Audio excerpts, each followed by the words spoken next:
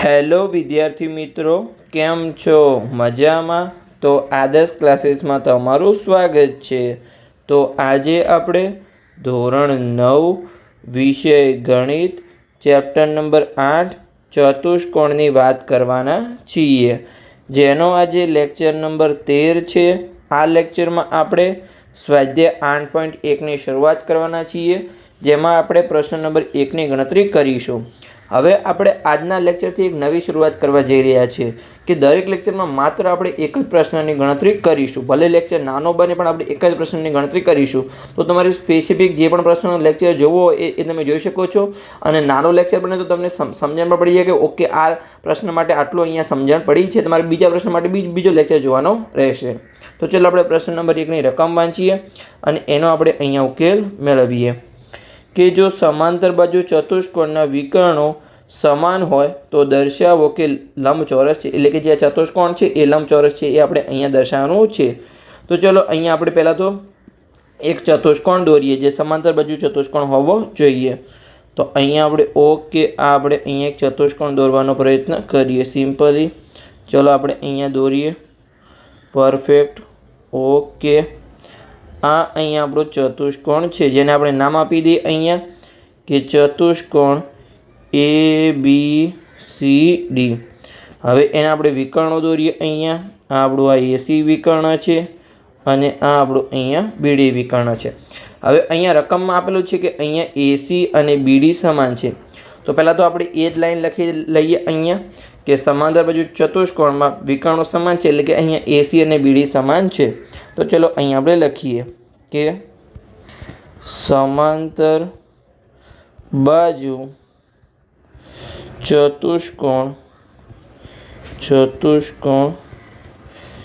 ABCDમાં વિકર્ણો સમાન છે. વિકર્ણો સમાન છે એટલે કે જે આપણા કયા વિકર્ણો છે, અહીંયા AC અને BD વિકર્ણ છે, એટલે કે AC બરાબર અહીંયા BD થશે. ઓકે, હવે અહીંયા આપણે બે ત્રિકોણ લઈશું. ચલો તમને આકૃતિમાં પણ દોરીને બતાવું છું અને સાઈડમાં પણ અહીંયા આપણે દોરીશું કે અહીંયા આપણે એક ત્રિકોણ લઈશું DAB. આ આપણું જે ત્રિકોણ છે એ, અને એક તમને અહીંયા બ્લુ પેનથી બતાવું છું કે CBA. ઓકે, આ બંને અહીંયા આપણે ત્રિકોણ લેવાના છીએ.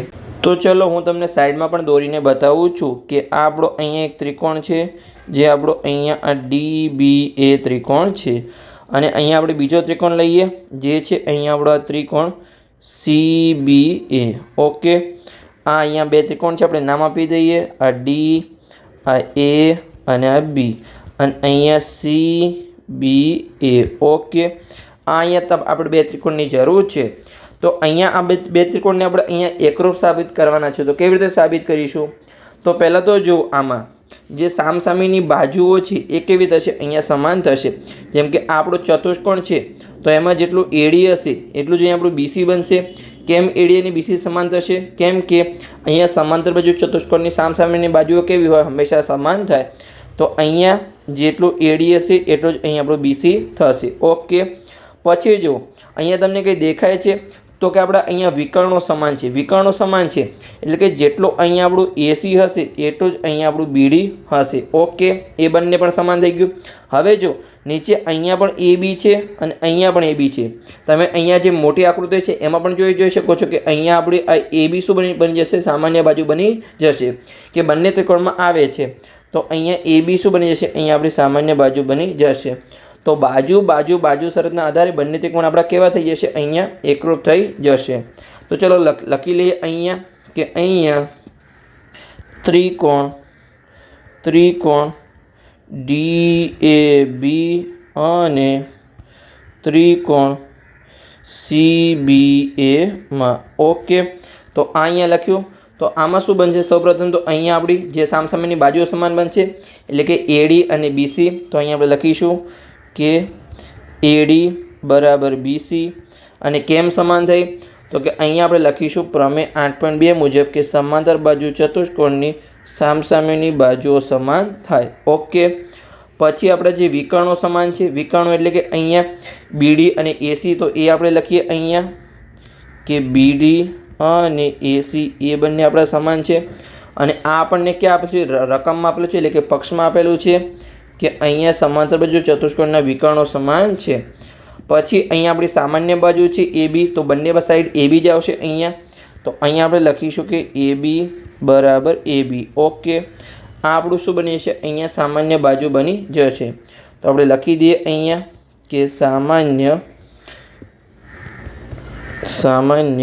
બાજુ. ઓકે, તો અહીંયા જો બાજુ અને બાજુ શરતના આધારે આપણું આ બંને ત્રિકોણ કેવા બની જશે? અહીંયા આપણે એકરૂપ બની જશે. તો અહીંયા આપણે લખી દઈએ કે માટે ત્રિકોણ DAB એકરૂપ ત્રિકોણ CBA. આ બંને ત્રિકોણ એકરૂપ થયા. અને કઈ શરતના આધારે એકરૂપ થયા? તો બાજુ શરતના આધારે આ બંને ત્રિકોણ એકરૂપ થયા. તો અહીંયા આપણે લખી દઈએ કે એકરૂપતાની શરત મુજબ. ઓકે, આ બંને ત્રિકોણ સિમ્પલી આપણા એકરૂપ સાબિત થઈ ગયા. હવે જો આ બંને ત્રિકોણ એકરૂપ સાબિત થયા તો એના અનુરૂપ અંગો સમાન થાય CPCT મુજબ. તો અહીંયા જે આ ખૂણો છે કે ખૂણો DAB અને સામેની સાઈડ આ ખૂણો છે અહીંયા CBA, આ બંને સમાન થશે. કેમ કે અહીંયા એકરૂપ ત્રિકોણના અનુરૂપ અંગો સમાન થાય એટલે અહીંયા બંને ત્રિકોણમાં અનુરૂપ ખૂણાઓ સમાન થશે. એટલે કે DAB અને CBA આ બંને ખૂણા આપણા સમાન થશે. તો અહીંયા આપણે લખીએ માટે ખૂણો DAB બરાબર ખૂણો CBA. એટલે કે આ બંને ખૂણા સમાન થયા. અને કેમ સમાન થયા? તો કે અહીંયા CPCT મુજબ. ઓકે, આ બંને ખૂણા સિમ્પલી સમાન થયા. હવે આ ખૂણા છે શું? પહેલાં તો આપણે અહીંયા જોઈએ. તો ચલો તમને અહીંયા રફ વર્ક રિમૂવ કરીએ અને તમને બતાવું છું કે આ ખૂણા છે શું. તો જો એક આપણો ખૂણો છે અહીંયા આપણો આ DAB જે આખો ખૂણો છે એ, અને એક અહીંયા ખૂણો છે આ CBA. હવે જો અહીંયા જે આ છે આ AD અને BC એ કેવી હશે? અહીંયા સમાંતર હશે. કેમ સમાંતર હશે તમે કહેશો? તો જો રકમમાં તમને શું આપેલું છે? અહીંયા સમાંતર બાજુ ચતુષ્કોણ આપેલો છે, તો એની સામસામેની બાજુ સમાંતર બનશે. તો અહીંયા AD અને BC સમાંતર હશે. હવે એની છેદિકા જો AB હોય તો આ બંને ખૂણા શું બનશે? એક તરફના અંતકોણો બનશે. એટલે કે આ બંનેનો સરવાળો કેટલો થશે? 180 થશે. તો આપણે લખી શકીએ અહીંયા.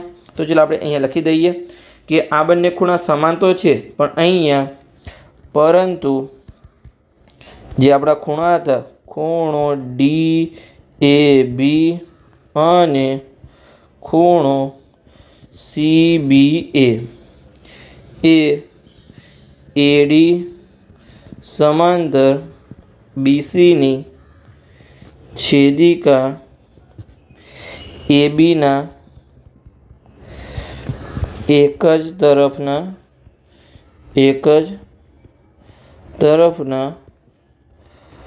અંતઃકોણ છે. ઓકે, આ અંતઃકોણ છે. હવે અંતઃકોણ હોય તો આનો સરવાળો કેટલો થાય? 180 થાય.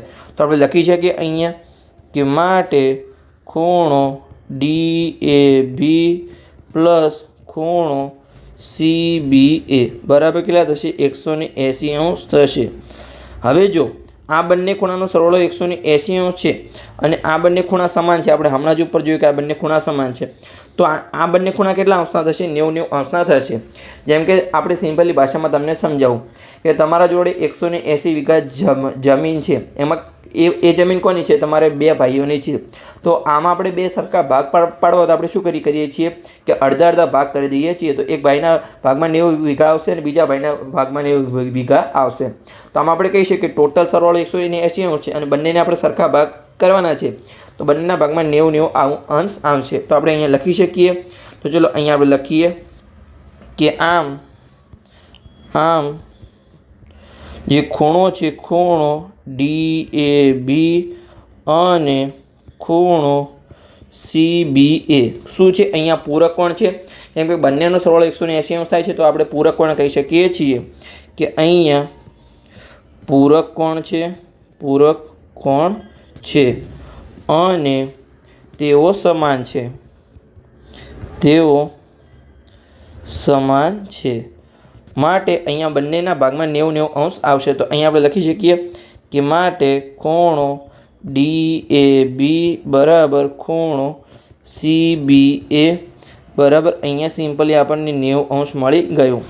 તો હવે જો જે આપણો આકૃતિમાં આ સમાંતર બાજુ ચતુષ્કોણ હતો એમાં આ ખૂણો પણ આપણો 90°નો થઈ ગયો અને અહીંયા આ ખૂણો પણ આપણો 90°નો થઈ ગયો. તો અહીંયા જો સમાંતર બાજુ ચતુષ્કોણમાં કોઈ પણ એક ખૂણો કાટખૂણો હોય તો એને આપણે શું કહીએ છીએ? લંબચોરસ કહીએ છીએ.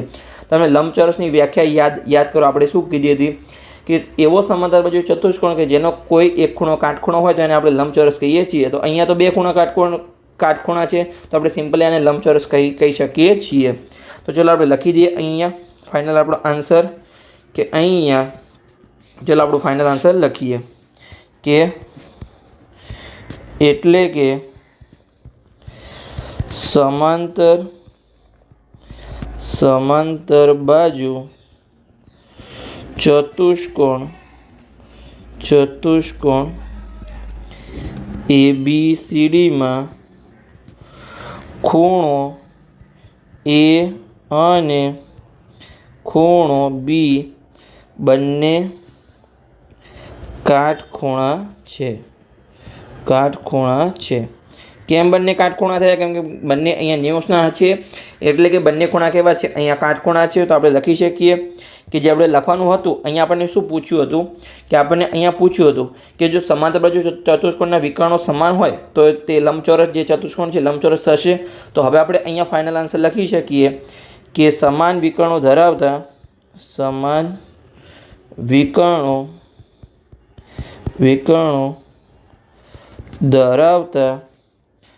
ધરાવતો સમાંતર બાજુ ચતુષ્કોણ